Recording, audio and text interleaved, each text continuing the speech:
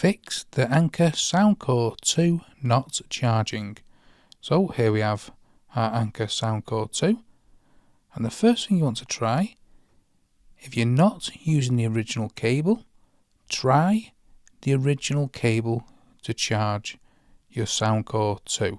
Plug it into the USB-C here, then plug the USB into a power source, because many external cables can become faulty. So change the cable, even try the original cable, then try powering it on. If you're not getting this white steady light here, then try moving around on the power button, because these can become finicky after a few years, for instance.